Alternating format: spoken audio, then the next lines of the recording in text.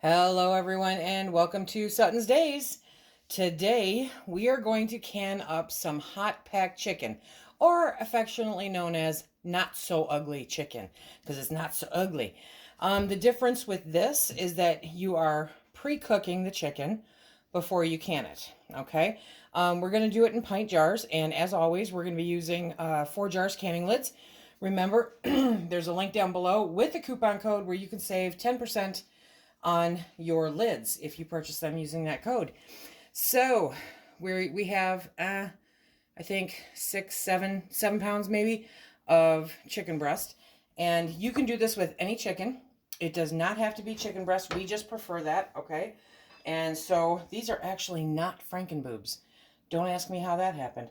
But we are going to cut these up, and instead of putting them directly into the jar, we're going to put them onto a baking sheet and put them into the oven. But I thought I'd take you along for the entire process. Why would you do hot packed chicken versus raw packed chicken? Very good question regarding canning your chicken, okay? And a lot of times, for some people, it's aesthetically, but it's also an end product result. So me personally and Phil, we don't care. Chicken's chicken, you know, and for what we use it for, ugly chicken works out really, really good for us. But if you like having actual chunks of chicken, okay, then this is what you're going to want to do. Now, they will come, you know, they'll crumble apart pretty easy, but for the most part, they'll hold, you know, that cubed shape, so that if you're putting them into a meal that, you know, it's more appealing to have that, you know, chunk of meat versus the shredded meat that you get with ugly chicken, then this works really well. You can still use this in all the things you use ugly chicken in, soup or like pot pies. Sure, I mean, who wouldn't love a big hunk of chicken in a pot pie, right? But other than that, it's pretty much the same no matter what you do. So one of the things with hot packing chicken is that you add liquid to it.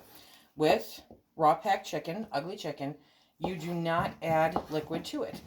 That is not factored in, and because nobody can determine exactly how much liquid the chicken will make, it can cause excessive siphoning.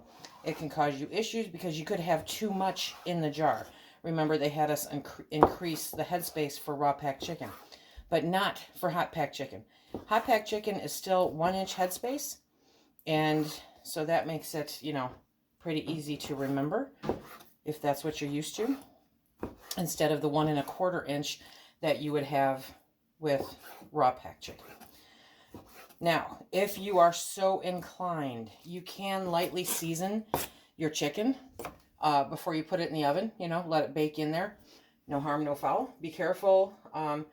Depending on your experience, sage or bay may turn bitter during the canning process. There are people who say they haven't had a problem. There are people who say that they haven't had nothing but problems when they do that. So, totally your call.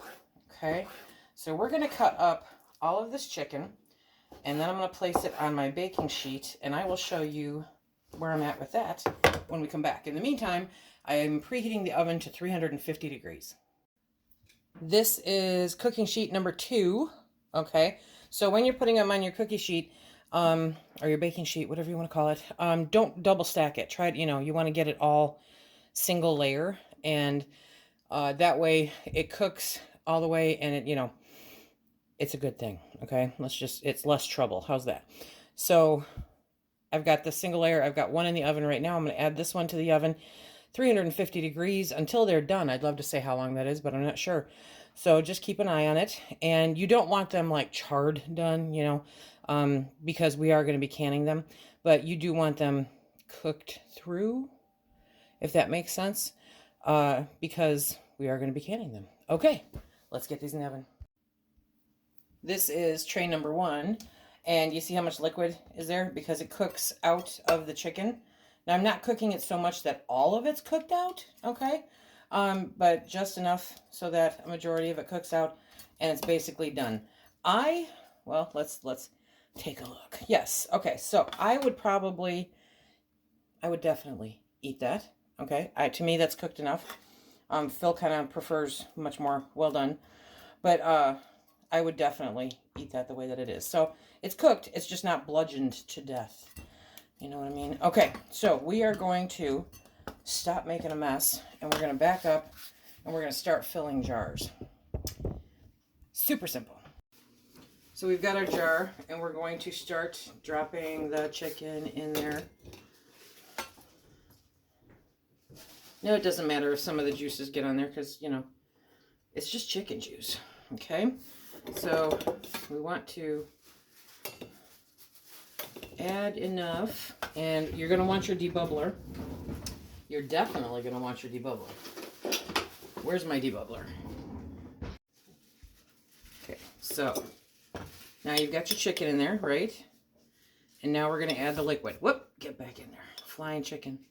Flying chicken. I think I can actually add some more chicken. So,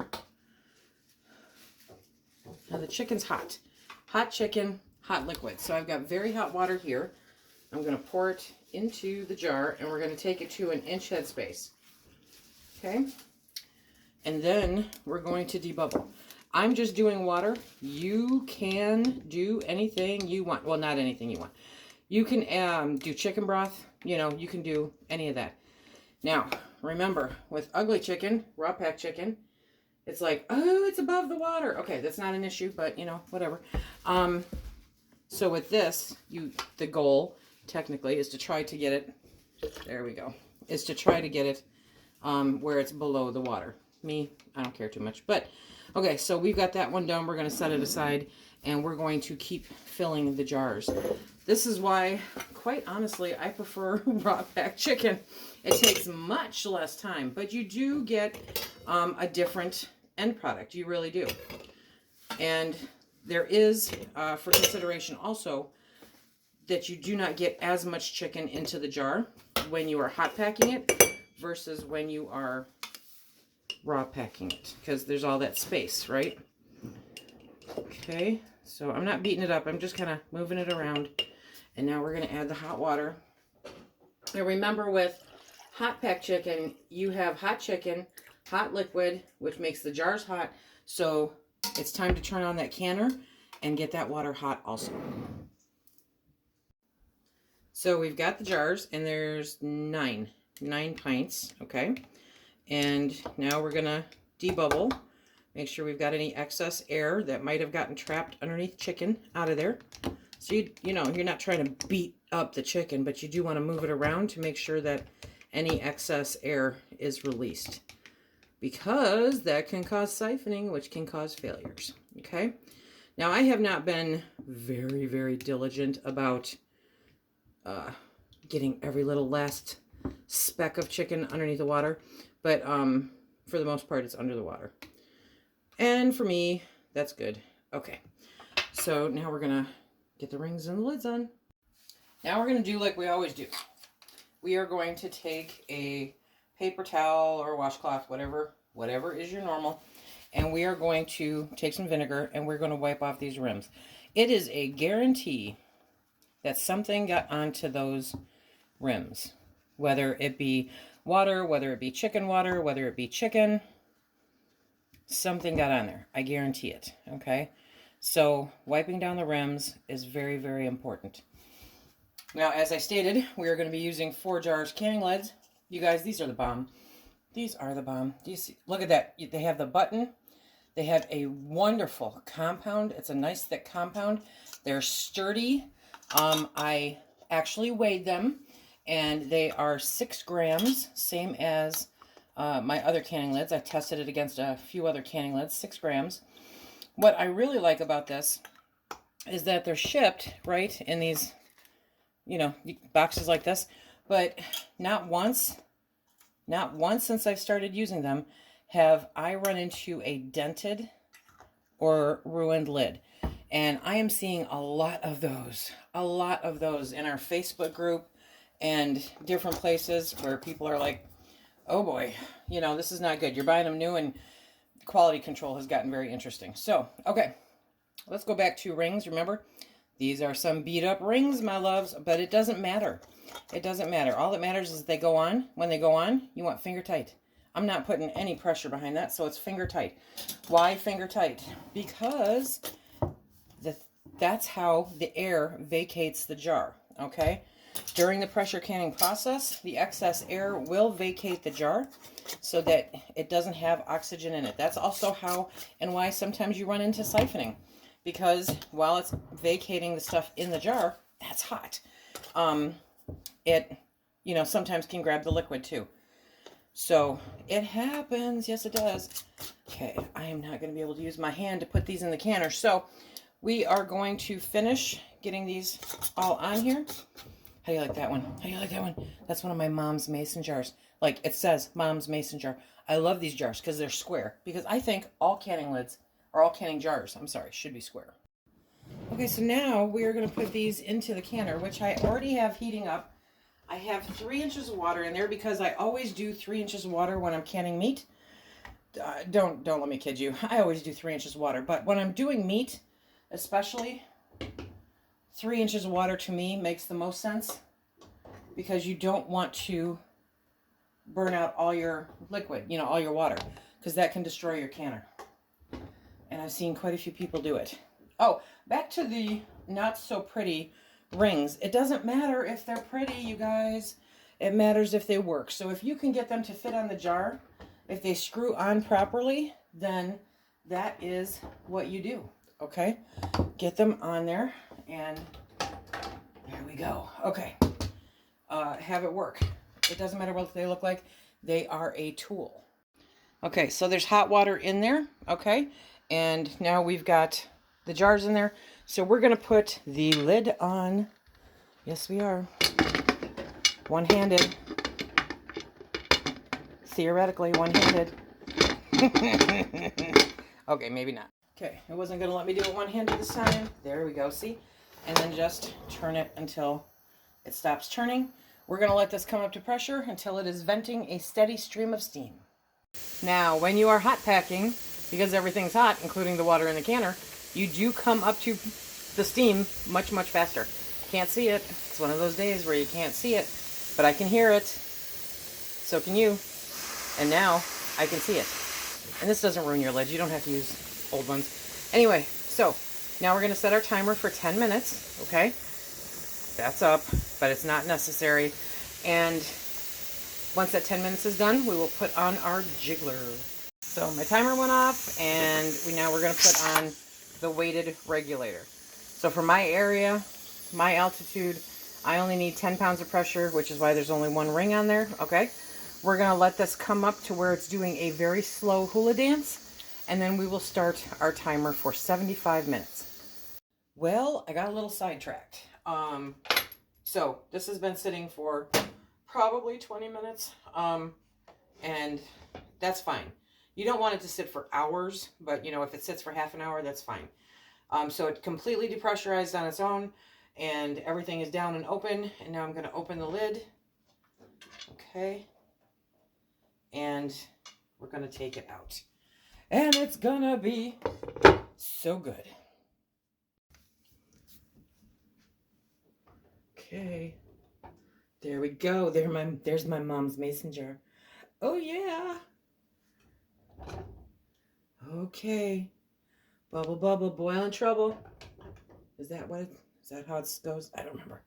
Anyway, so some beautiful, beautiful chicken just in water.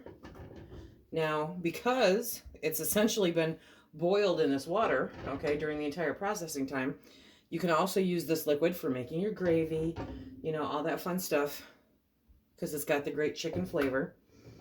Oh, there we go. Yes. And they're all bubbling very nicely. Look at that. Beautiful. Hang on. Let me get this lid out of the way. Okay. So what we have, some beautiful canned chicken. So you see how those are the chunks? You know, they're much prettier to look at. Okay, so it's not so ugly. The liquid is up to the rim. Oop, they're starting to ping. And we are going to let these sit here for 24 hours. So tomorrow morning, I will show you what they look like once they're all done with their bubbling and boiling and all the lids have sealed because I'm very confident that all of these are going to seal. Forjars lids are just the bomb. I've had such amazing experience with these lids, you guys. With everything going on in the world today, I cannot emphasize enough that you need to be stocking up on your lids. You need a year's worth. You need 2 years worth. You need to make sure that you've got your bases covered. Don't wait until, quote, canning season, okay? So check out that link below with that coupon code and get those lids ordered, because I don't want everybody struggling for lids. I really, really don't. These are a good quality lid. It's a great company. I mean, I just love the whole thing. I love the whole thing. Okay. We will see you in the morning once these have cooled down. I just kind of want to sit here and stare at them. They're kind of pretty.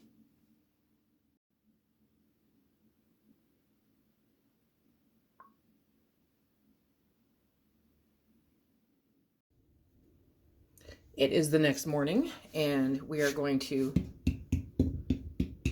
You hear that? Ha, ha, ha.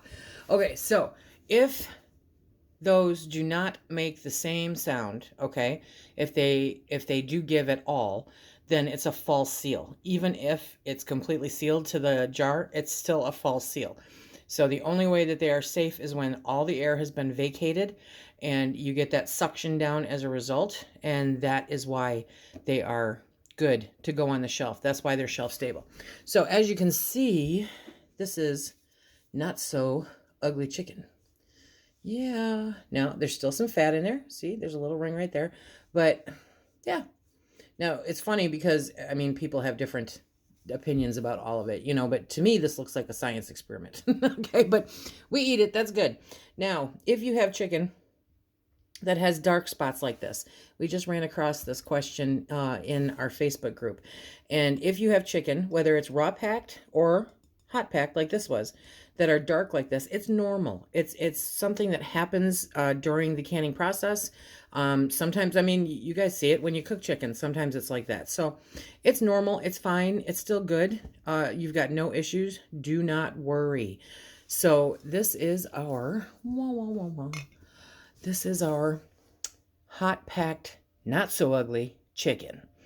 I hope that you guys enjoyed this video. Remember, the world's not going to straighten out anytime soon. Get those canning supplies, my friends. Look for your canning salt.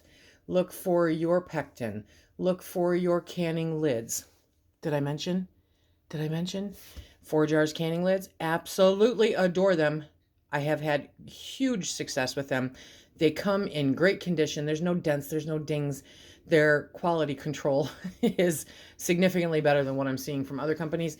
And they're just a good quality lid. And remember, if you use Sutton's 10, you get a 10% discount bonus. So the price point's pretty on spot there. And you can order them in different amounts. You know, that I think is awesome. But if you do order $60 or more, you get free shipping. So there's an incentive for you. Okay. Okay, everybody. Until next time, be safe.